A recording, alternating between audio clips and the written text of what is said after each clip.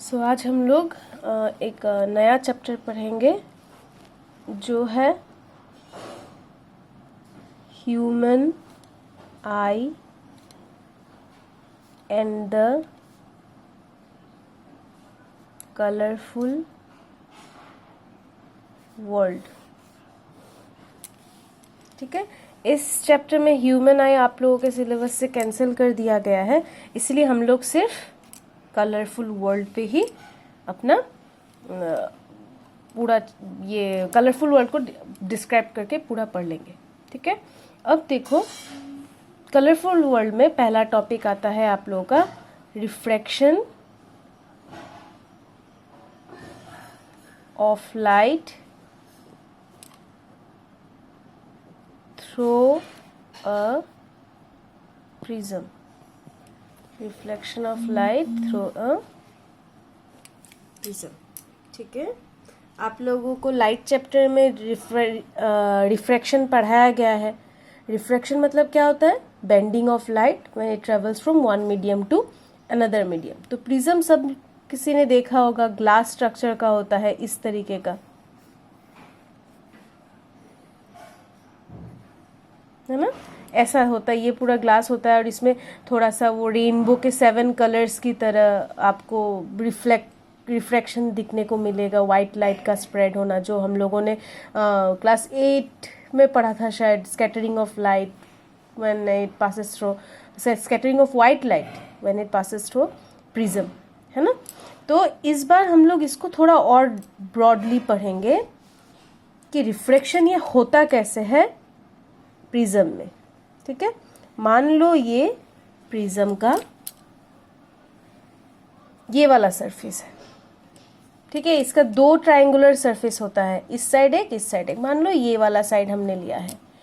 ठीक है, अब ये जो एंगल है ना, सपोज इसको ए दे देते हैं, इसको बी, ये सी। ये जो एंगल बना है, ये एंगल जो ए है, मतलब 2 लेटरल सरफेस के बीच में जो एंगल है, उस एंगल को हम लोग एंगल ऑफ प्रिज्म बोलते हैं। Angle A is angle of prism. ठीक है, सिमिलरली ये दोनों के बीच में जो एंगल है उसको भी हम लोग एंगल ऑफ प्रिज्म बोल सकते हैं। ठीक है, अब देखो इसमें रिफ्रैक्शन कैसे होता है। मान लो ये आपका इंसिडेंट रे है, ये आपका इंसिडेंट रे है। ठीक है, अब इंसिडेंट रे, ये हमारा एयर है, ये मीडियम, तो ये हो गया रेयरर मीडियम, ये हो गया डेंसर मीडियम। अब रेयरर से डेंसर में जब लाइट पास करता है तो हम लोग अगर इसमें नॉर्मल बनाते हैं तो ये रेयरर से डेंसर जब जाएगा कैसा होगा? द लाइट विल बेंड, ये तो सबको पता है, पर कैसे? Light will bend towards the normal, क्योंकि लाइट का एक्चुअल पाथ ऐसा होना चाहिए था, स्ट्रेट, पर ये ऐसे नहीं जाएगा, it will bend towards the normal. ठीक है, ठीक है, तो ये रहा आपका नया रिफ्रैक्टेड रे। क्या रे ये है? ये रिफ्रैक्टेड रे, क्योंकि आफ्टर रिफ्रैक्शन हमें ये वाला रे मिला। ठीक है, ये आपका ओरिजिनल इंसिडेंट रे जो होना चाहिए था वो है। क्लियर? अब ये रहा आपका, अगर ये है एंगल ऑफ इंसिडेंस, ये एंगल ऑफ इंसिडेंस क्यों है? क्योंकि इंसिडेंट रे और नॉर्मल के बीच का ये एंगल है, इसीलिए ये एंगल ऑफ इंसिडेंस है। अब ये जाके यहाँ पे रिफ्रैक्टेड रे आ गया, तो ये नॉर्मल के साथ क्या रे बनाएगा? Angle of refraction. ठीक है, अब देखो, अब ये डेंसर मीडियम से रेयरर मीडियम में जाना है, तो डेंसर से जब रेयरर जाता है तब कैसा होता है? इसका ओरिजिनल पाथ ऐसा होना चाहिए था, पर ये कैसे जाएगा? दिस विल, हम लोग अभी इसमें नॉर्मल बना लेते हैं पहले। मान लो ये आपका नॉर्मल है। ठीक है, अब ये ओरिजिनल पाथ ऐसा होना था, पर ये ऐसा नहीं होगा। कैसा होगा? It will bend away from the normal, it will bend away from the normal और एक एंगल बनाएगा। और इस एंगल को हम लोग क्या एंगल बोलते हैं? इस एंगल को एंगल ऑफ इमर्जेंस बोलते हैं। एंगल ऑफ इमर्जेंस बोलते हैं, और इस रे को इमर्जेंट रे बोलते हैं। ठीक है, नाम मैं बता के देती हूँ। ये हो गया इंसिडेंट रे, ये वाला हो गया रिफ्रैक्टेड रे, ये वाला हो गया इमर्जेंट रे। ठीक है, ये एंगल ऑफ इंसिडेंस, ये एंगल ऑफ रिफ्रैक्शन, ये भी एंगल ऑफ रिफ्रैक्शन होगा क्योंकि ये रिफ्रैक्टेड रे ही नॉर्मल के साथ एंगल बना रहा है। ठीक है, और ये हो जाएगा एंगल ऑफ इमर्जेंस। क्या है इसका नाम? Angle of emergence. क्लियर? अब देखो, इस इमर्जेंट रे को हम लोग अगर पीछे की तरफ एक्सटेंड करें तो ये जाके जो इंसिडेंट रे का पाथ है उसके साथ जाके इंटरसेक्ट कर रहा है, इस पॉइंट पे कर रहा है या नहीं?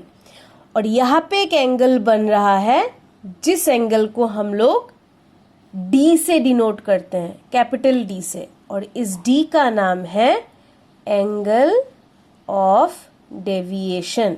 Angle of deviation. ठीक है, इस डी का नाम क्या है? Angle of deviation.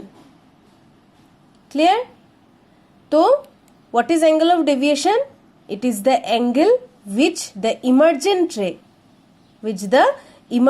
ray makes with the incident ray। ठीक है, और ये अगर आपको पूछा जाए on what are the factors on which angle of deviation depends, factors जिस पे एंगल ऑफ डेविएशन डिपेंड करता है वो है, पहला वाला है आपका angle of prism. Angle of prism कौन सा है? ये वाला। ठीक है, upon angle of prism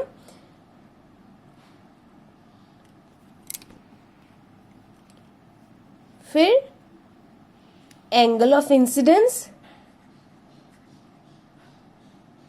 incidence, और angle of emergence. Angle of emergence. Class 12 में जाके आप लोगों को ये फॉर्मूला भी मिलेगा कि angle D is equal to angle I plus angle E minus angle A. Clear? इसका डिराइवेशन आप लोगों को क्लास 12 में जाके मिलेगा। आपके लिए इतना जानने से ही हो गया, बहुत एनसीईआरटी बुक में शायद ये भी नहीं है। तो ये रहा ये बेसिक, और ये डायग्राम आता ही है, बहुत इंपॉर्टेंट है। कभी कभार 5 मार्क्स का भी विद डिस्क्रिप्शन आ जाता है। ठीक है, तो मैं आप लोगों को अगर क्लियर नहीं हो रहा है तो अगले क्लास में हम लोग डिस्कस करेंगे। इंसिडेंट रे गया, रिफ्रैक्ट हुआ, इमर्जेंट रे बन के निकला, और इसको आपको पेंसिल से बनाना है। एक चीज याद रखना, हमेशा ड्रॉ करते वक्त ज्यादातर लोगों के केस में क्या होगा, ये should be parallel to this, तब आप लोग का इसका मतलब डायग्राम सही बना है। ज्यादातर केस में हो जाता है, थोड़ा बहुत 19-20 हो सकता है, पर इसको पैरेलल रखने की कोशिश करना जब आप लोग डायग्राम बनाते हो, क्योंकि ये डायग्राम 3-4 मार्क्स का आता है, और एक्सप्लेनेशन से अगर आता है तो 5 मार्क्स का भी कभी कभार आ जाता है। ठीक है, चलो।